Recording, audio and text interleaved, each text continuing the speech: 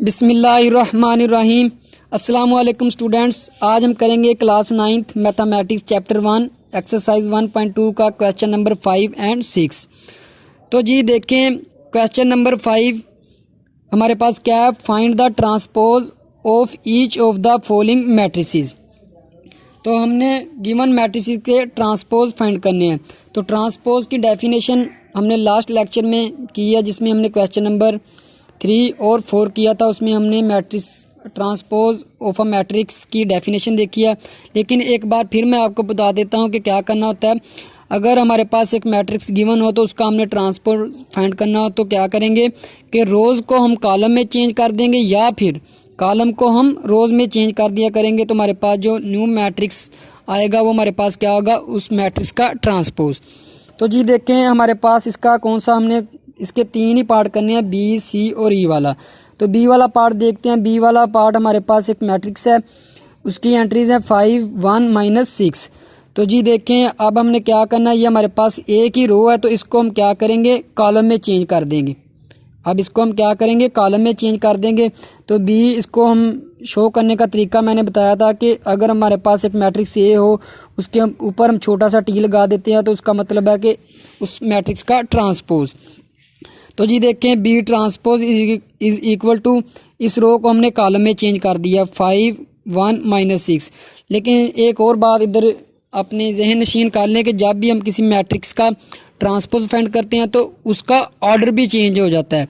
देखें, अगर इसके ऑर्डर की बात करें तो हमारे पास इसका ऑर्डर बन रहा था 1/3, ये 1/3 का मैट्रिक्स था।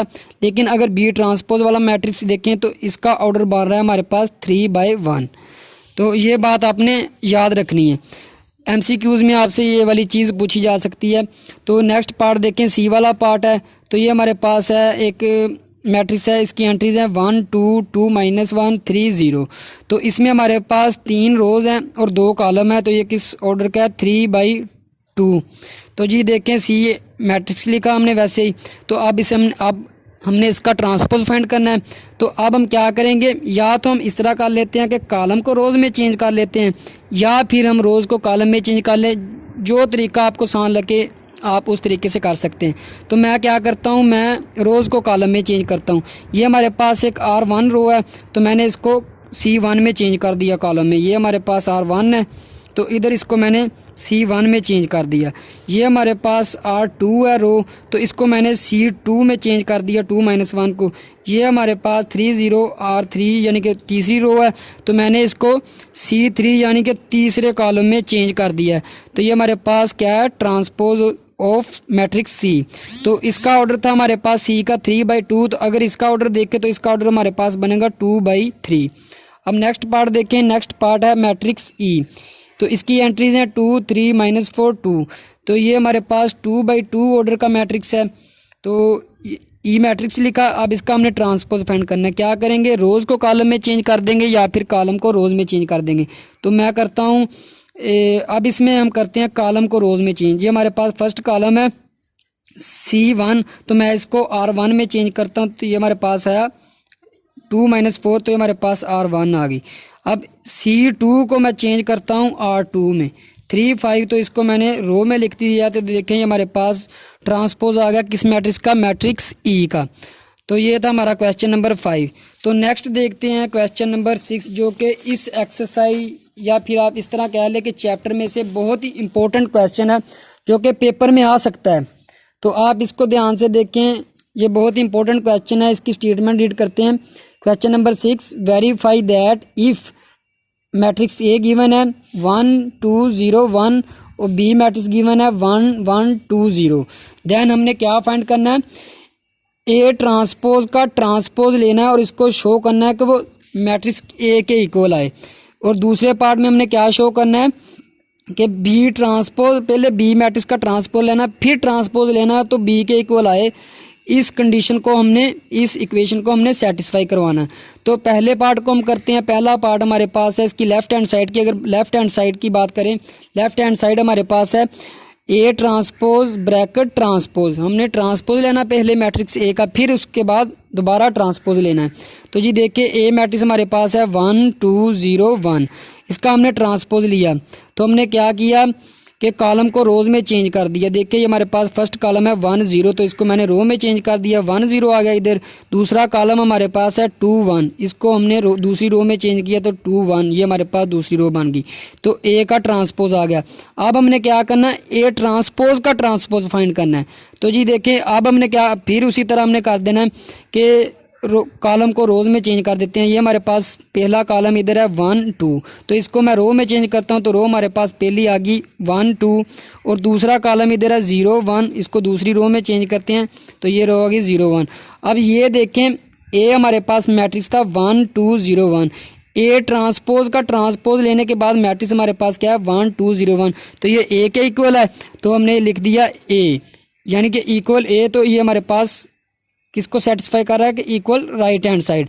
हैंस प्रूव्ड दैट, हमने क्या प्रूव किया है, ए ट्रांसपोज का ट्रांसपोज लिया तो हमारे पास मैट्रिक्स ए दोबारा आ गया, तो ये हमने प्रूव कर दिया। तो जी देखिए दूसरा क्वेश्चन, दूसरा पार्ट इसका, दूसरा पार्ट को अगर दूसरे पार्ट पर आप गौर करें, सेम इसी मेथड से है, बस मैट्रिक्स चेंज है। तो मैट्रिक्स है बी हमारे पास देखें 1 1 2 0, इसमें हमने क्या इक्वेशन सेटिस्फाई करनी है, बी का ट्रांसपोज लेना है, फिर उसके बाद बी ट्रांसपोज का ट्रांसपोज लेना है और उसको शो करना है कि वो बी के इक्वल आए। ये देखिए हमारे पास left hand side B transpose का हमने ट्रांसपोज लेते हैं, तो बी मैट्रिक्स हमारे पास क्या है 1 1 2 0।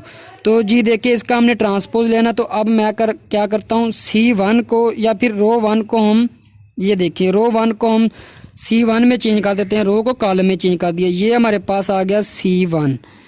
तो 1 1 को हमने चेंज किया, 1 1 इधर कॉलम में आ गया। अब दूसरी रो देखें 2 0 है, तो इसको हम दूसरे कॉलम में चेंज करते हैं, दूसरा कॉलम हमारे पास क्या बनेगा 2 0, तो ये दूसरा कॉलम आ गया।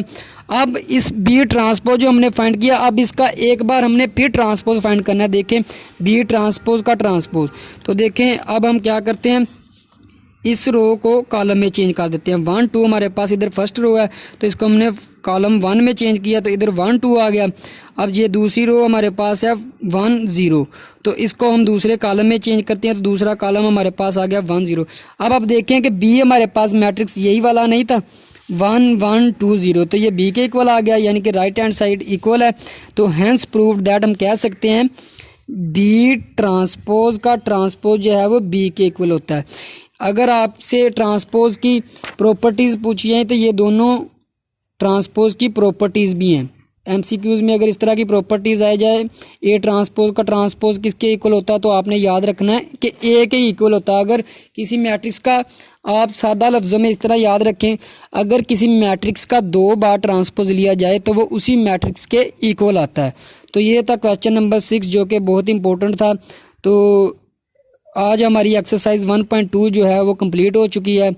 तो अगर आपको इस एक्सरसाइज में कोई भी इशू हो या कोई भी क्वेरी हो तो आप मुझसे कमेंट्स में पूछ सकते हैं, इंशाल्लाह आपको फ़ौरन जो है वो रिप्लाई किया जाएगा और आपकी क्वेरी को दूर किया जाएगा।